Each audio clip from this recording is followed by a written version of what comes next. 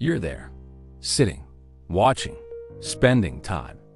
Perhaps you're on the couch, a book open, or maybe you're out with friends, a warm drink in your hand. But something feels off. A subtle dissonance. You're not fully in it, not truly immersed. Part of you is present, physically occupying the space, performing the action. The rest of you is somewhere else entirely. Thinking about the email you forgot to send. Planning tomorrow's daunting to-do list. Replaying an awkward conversation. Even when you finally have time to relax, when the opportunity for genuine enjoyment presents itself, you don't fully enjoy it. The pleasure feels diluted, fleeting, incomplete. And the immediate assumption is, I'm just too busy. But that's not the full explanation. It's a convenient excuse, a shield we use to avoid confronting a deeper truth. You can have all the time in the world and still not feel present. Imagine a long-awaited vacation, a quiet evening at home, or a weekend dedicated to hobbies. You can finish work, clock out, and sit down to do something you used to genuinely enjoy, and still feel disconnected. The joy you anticipated remains just out of reach, a phantom sensation, because enjoyment doesn't come from time alone. Time is merely the vessel. It comes from attention. It is the fuel that ignites experience, and attention is precisely what's missing. It's the currency of experience, and without it, even cherished moments feel hollow. We often mistake busyness for importance, believing that a packed schedule equates to a meaningful life. But true engagement requires more than just being physically present. It demands a focused, undistracted mind. The profound philosopher William James once said, "My experience is what I agree to attend to." This isn't just a clever turn of phrase. It's a fundamental truth about human consciousness. That means your life is not just a series of events that happen to you. It's not merely the external circumstances. It's what you're able to focus on, what you choose to bring into the sharp, clear light of your awareness.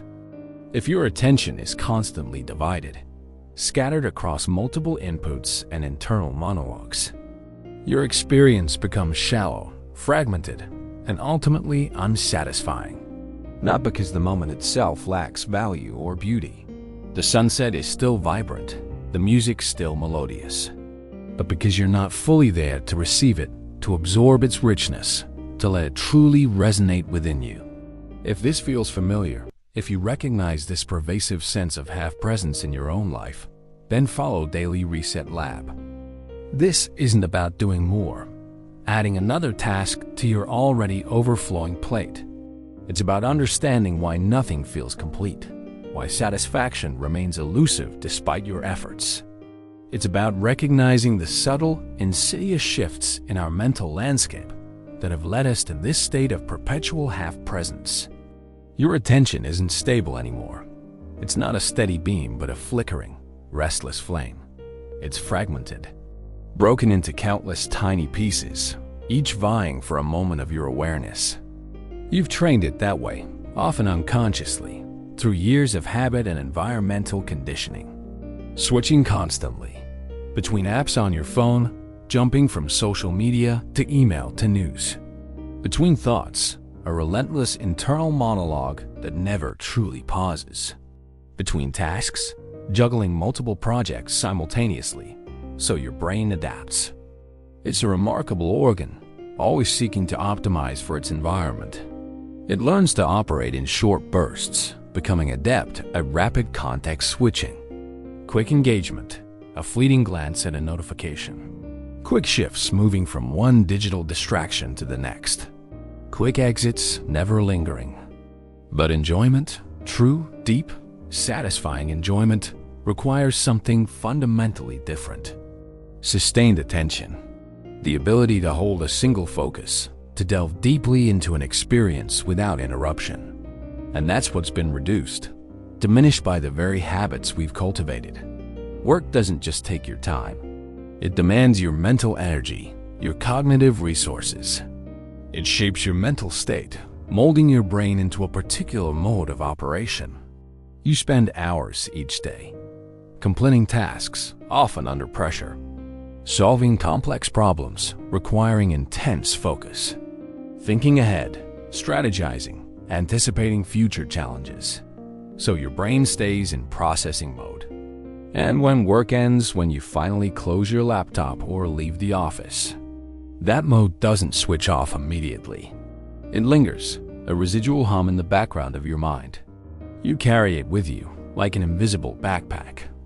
So, when you try to relax, to simply be present in a moment of leisure, you're still evaluating the quality of your relaxation, planning the next thing you should be doing, anticipating problems, which makes enjoyment feel incomplete because you're still working even when you're not.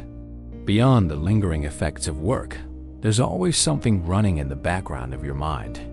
Things you need to do, a mental checklist that never seems to shorten. Things you haven't finished, nagging reminders of incomplete projects or forgotten errands. Things you might be forgetting, a vague anxiety. Even if you're not actively thinking about them, consciously addressing each item, they're there.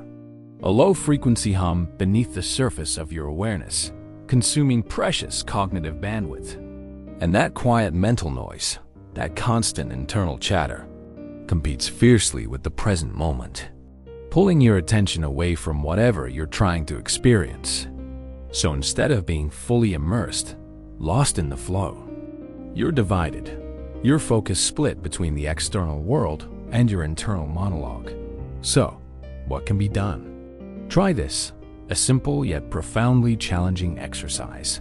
When you're doing something, anything at all, from drinking a cup of coffee to listening to music, do just that. Give it your undivided attention. No second screen, no TV playing in the background while you scroll. No switching between tabs or apps every few seconds. No background scrolling through social media while you're with loved ones. Even for a few minutes, commit to this singular focus. Let your attention stay in one place, anchored to the task. It will feel uncomfortable at first. Your mind, accustomed to its fragmented state, will resist. It will itch to wander, to seek out novelty, to check for notifications, because you're not used to it. But that discomfort is precisely where depth returns. It's the friction that polishes your capacity for presence, allowing you to once again taste the richness of life. This simple act of focused attention is the gateway to reclaiming enjoyment. Ultimately, you don't struggle to enjoy things because life isn't enjoyable or because there isn't enough beauty. You struggle because you're not fully there. Your mind is elsewhere, your spirit disengaged. Your attention is divided, pulled in 1,000 different directions. Your mind is still processing, stuck in the analytical, problem-solving mode of work. Your focus is constantly shifting, unable to settle and savor. The algorithm didn't remove your enjoyment. It merely presented an irresistible pathway to distraction. It trained your attention to leave too quickly, to always seek the next stimulus, the next fleeting hit of novelty. You followed, perhaps unknowingly, but repeatedly, reinforcing the pattern. If you want to enjoy things again, to truly savor the moments of your life, you don't need more time. You need something far more valuable. You need to stay. To commit your full, undivided attention to the present. Awareness isn't comfort. It's not always easy or pleasant to confront these truths.